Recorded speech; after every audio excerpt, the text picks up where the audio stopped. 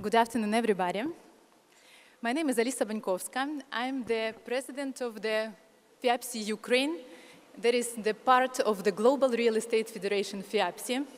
I'm the founder of Hub of Innovations for Cities Synchrospace and the co-founder of the spatial development agency Voice of Space, where we work with the developers, where we work with the institutions, philanthropies, cities, and we create what we call impact spaces. And this, in my work, I focus on how real estate moves beyond assets to become the environment that really shape behavior, emotions, encourage people to some actions, and actually create legacy and the long-term value.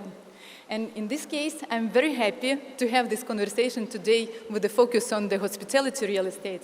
And I'm very happy to invite our wonderful speaker, Dunya Jaulani, the partner for infrastructure and real estate at Deloitte Middle East. Dunya, please welcome on the stage and take your seat. Dunya advises governments, developers, and investors on large-scale infrastructure, real estate, and hospitality projects across the region, with a strong focus on destination creation, strategy, and long-term impact. And I'm very pleased to have her with us and to have this opportunity to really explore how the hospitality real estate is evolving from assets to experiences, from buildings to destinations. When we talk about hospitality now, we don't speak anymore about the rooms, keys, or amenities. Actually, we speak about how the space shape emotion, memory, and identity. And I think that Saudi Arabia is becoming now the most interesting place in the world to really observe this shift in reality, in real time. In our work with impact spaces, we see that the most successful destinations are not longer asset-led, they are experience-led. And I think that this is something that we can see in all the industry. On the first day of the Real Estate Future Forum, we had a wonderful presentation from the world president of FIAPSI, Antonio Campagnoli, about the Metro Park, the happiness hub for the metro stations in Riyadh. And he landed a very powerful idea that actually infrastructure moves from connectors to being the destination itself. And I think this is also very relevant to the hospitality industry. And that's why I'm going to ask the first question to you, Dunya, from your perspective. How is hospitality shifting from being asset-led to experience-led? And what does that change demand from developers now? We cannot hear you, I think.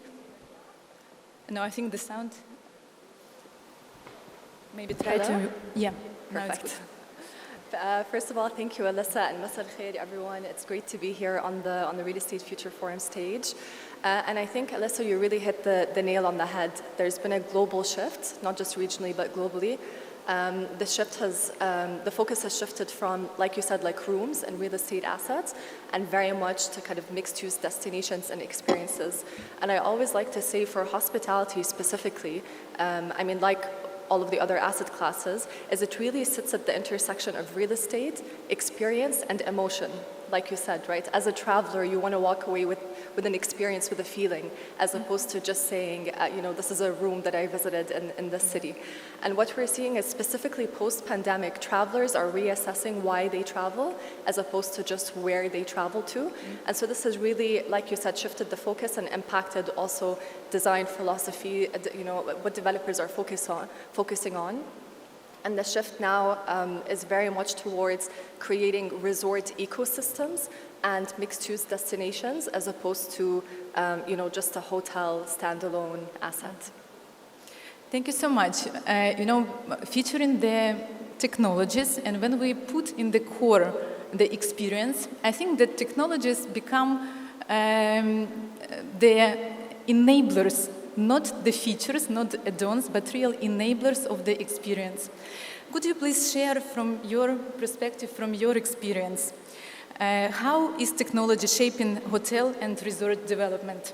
Of course, I think You know, we definitely can't talk about the evolution in the hospitality market without talking about technology and AI and the way that it impacts it. And I think we can look at it from two different lenses, the lens of the guest or the traveler, and then the guest of the owner or the developer, right? So in terms of the traveler or the guest, the focus is now very much on creating a seamless journey. And when I say journey, I mean before, during, and after the trip, right? So it's about integrating technology in a way that's not really visible to the visitor. So it's not, you know, please download this app, please do this thing, but it's creating a seamless, more efficient journey for the traveler to make it easier and more exciting. So for example, we can see that the majority of travelers now are checking reviews online, they're checking social media, right? They're looking for, they want to experience almost the destination before they've made it to the city. And so it's kind of enabling that kind of infrastructure, and hotels using that technology again to create that seamless customer journey.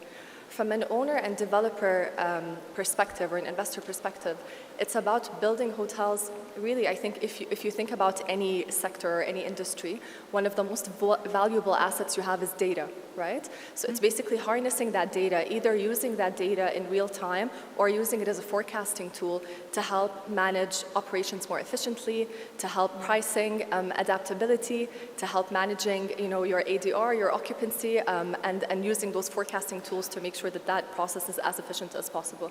So I would say both from a guest perspective and from an owner and developer perspective, technology is more important than ever, and it's really important that developers and investors who are building today are ensuring that they're building in the right capability into their assets. Great, thank you so much for sharing. Maybe you can also share from your experience some specific, some concrete objects, some projects that you consult that you can show as an example of such implementation of the seamless technologies, as you say. Of course, I would say for the majority of our clients, look, it's again looking at it from two different perspectives. Either you're supporting a government or, you know, government a related entity at a more macro level about creating that customer journey, right? So the first step is understanding what that customer journey looks like, where the customer really first starts researching the destination, and then how that kind of plays out along the kind of the life cycle of the trip, right? So for example, does the guest, when arriving into the hotel, understand what exciting things there are to do around the hotel, or what they can learn about the local culture, or where they can experience the local food? So it's about understanding that journey and making sure that it's enabled through technology.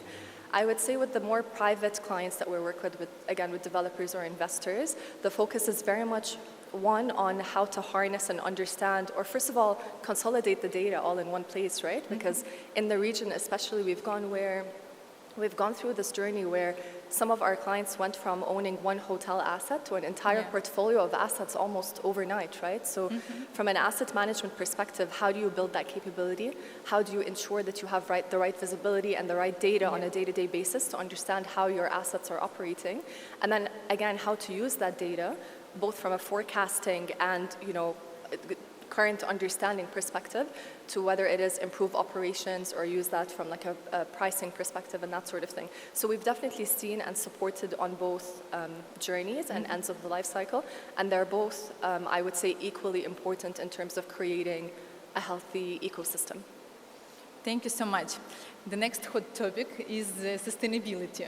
Actually, this is the topic that is the main focus for all the conferences and all the conversations for years for now.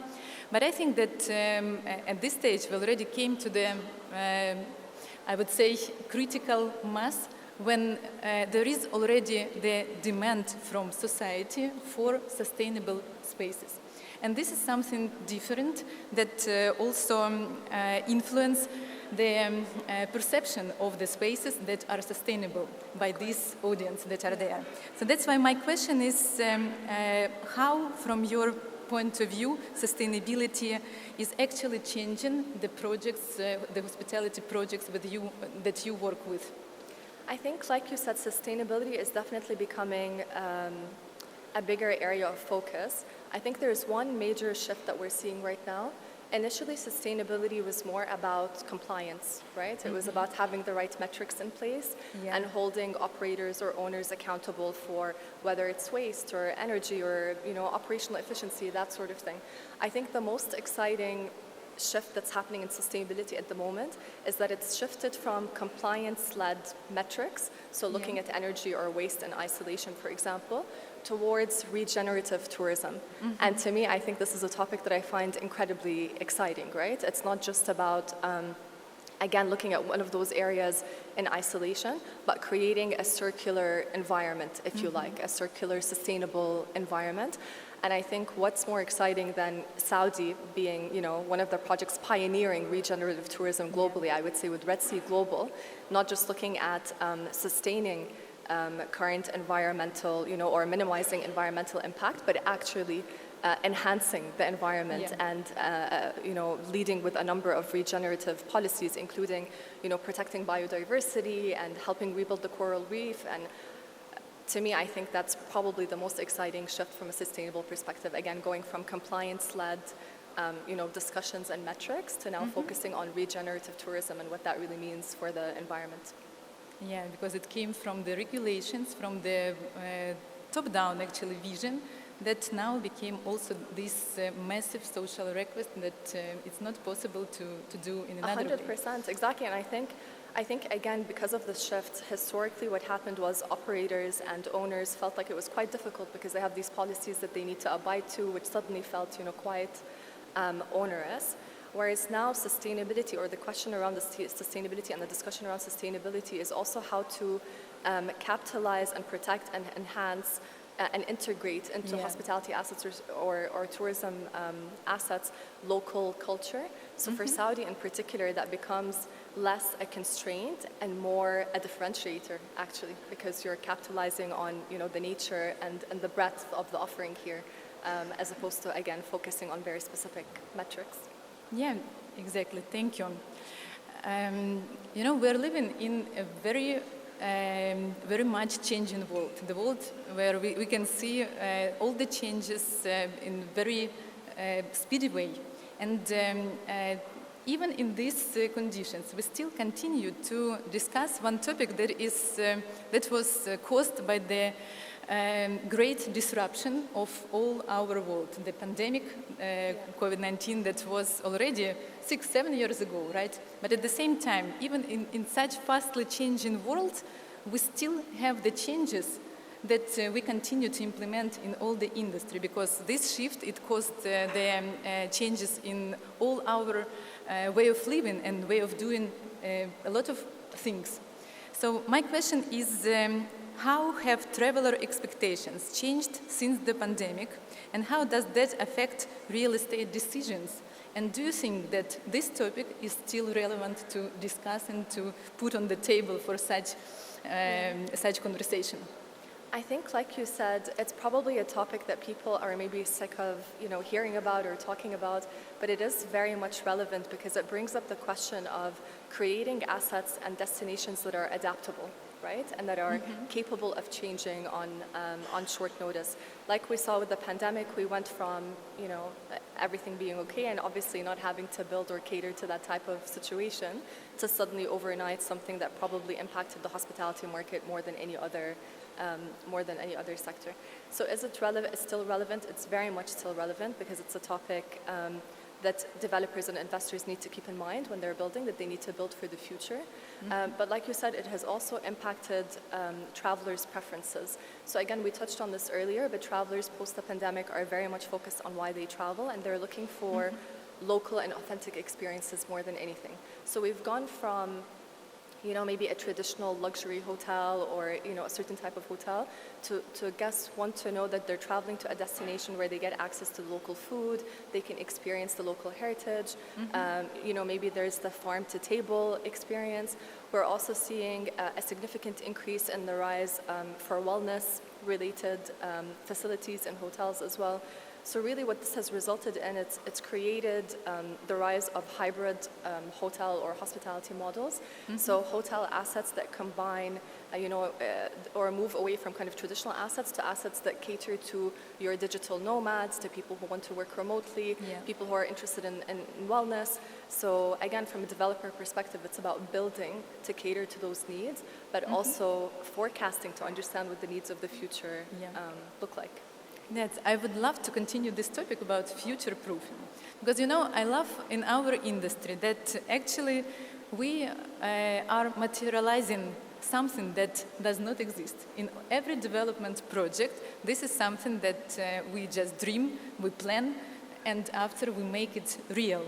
And it means that every time when we develop any project, especially hospitality projects, we should think about the future-proof solutions, the solution that will be used for the next decades and will be used also by the next generations, maybe.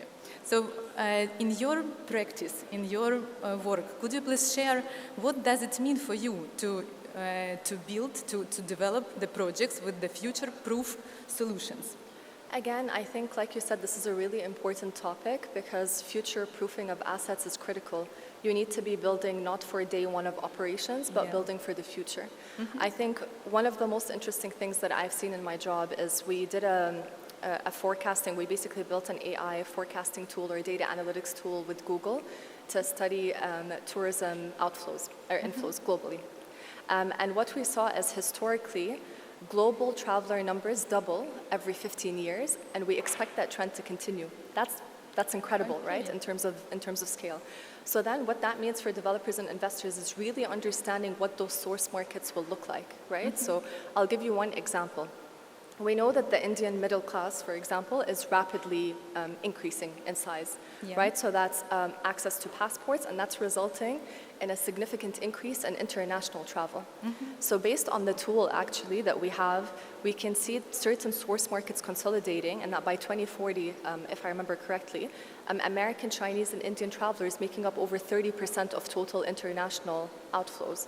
So then as a developer and investor, when you're building an asset or when you're building as part of a tourism ecosystem, are you catering to the requirements of these source markets, right? It's incredibly important to keep those in mind because, again, the majority of these travelers are only using online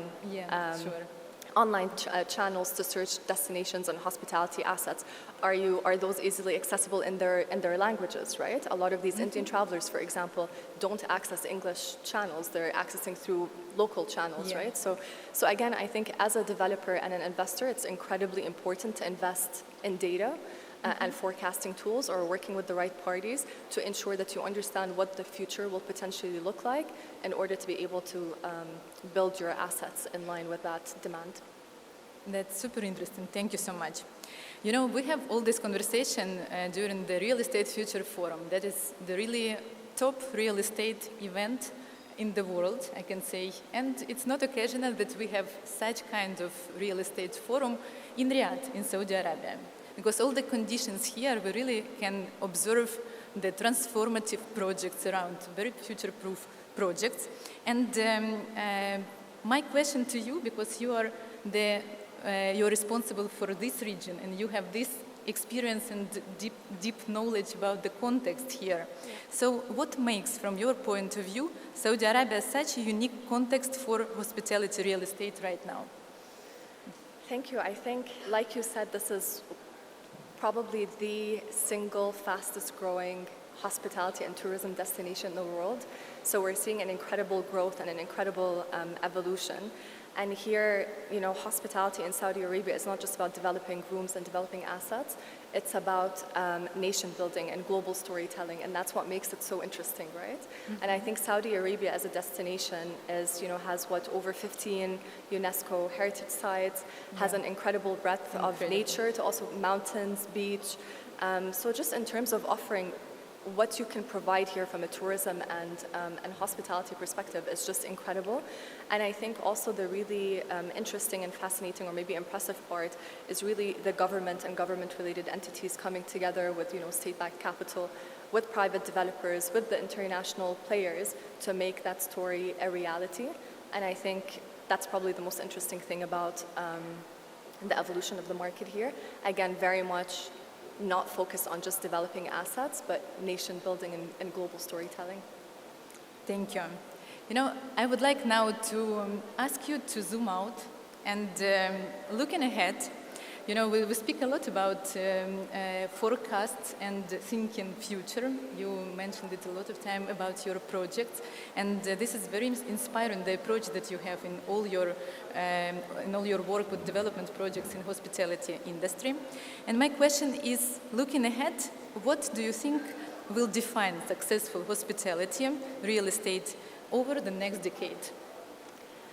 Wow, what an interesting question. I guess a number of areas, really. I think one of them is, like we touched upon, making sure that sustainability and technology are really integrated into development projects and ensuring alignment, again, future-proofing from that perspective.